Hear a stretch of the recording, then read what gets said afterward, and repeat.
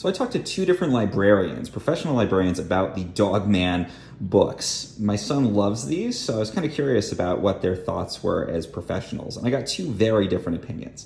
So let's hear them both here. I'll kind of try to summarize. So just to tell you to start though, the Dogman books are basically comic books. They're a little bit subversive. They're graphic novels, so they're longer, almost like a chapter book length. And they're from the author of Captain Underpants, so if you're familiar with that series and Dave Pilkey's oeuvre there. It's very similar in terms of that kind of subversive humor, some potty humor, that kind of thing.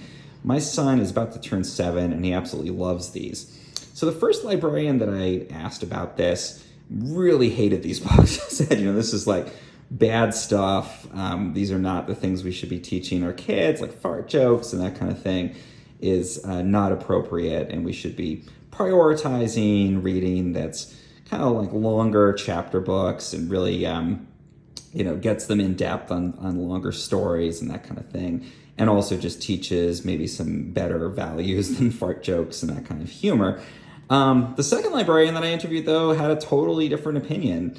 And she's been in this field for her entire career and said, you know what, if it gets kids at that age interested in reading, that's really the battle that you want to be fighting. So, if you're trying to get your kid to read really educational stuff and they're just not interested in reading at all, especially at the young age that these Dogman books are tailored towards, any amount of reading, any reading for enjoyment just really sets the precedent for future reading. They're not going to be reading these when they're 40. This is silly, it's potty humor, it's going to bring them in as a little kid. And then as they get older and more mature, they're going to be interested in reading and loving reading, and they will have done all of this reading. That's the crucial thing. They're going to spend more time reading because they really enjoy what they're reading here. Even if it's silly, even if you might not like it as a parent, it's funny, it gets them in, it's their style of humor, and they're going to be still reading those words. They're going to be motivated to stick with it, to do it independently, not have to have an adult with them all the time reading. And those hours that they're going to accumulate reading books like these, if you want to call them books,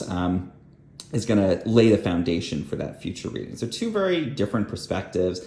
Based on what I've seen with my own son, I think that I would side with the second librarian that I interviewed about these. I think that, I've seen my son just really embrace reading from having these books, and he can sit down by himself, where before he would have done less reading because he always needed an adult to be there to kind of motivate him. He didn't really like the stories.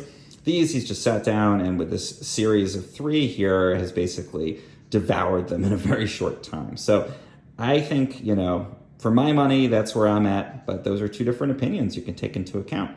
If you found this helpful, if you like this review, please do follow the channel, like and subscribe, and let me know in the comments, what do you think? Are these terrible books? Are they great books? How has your own child responded to them?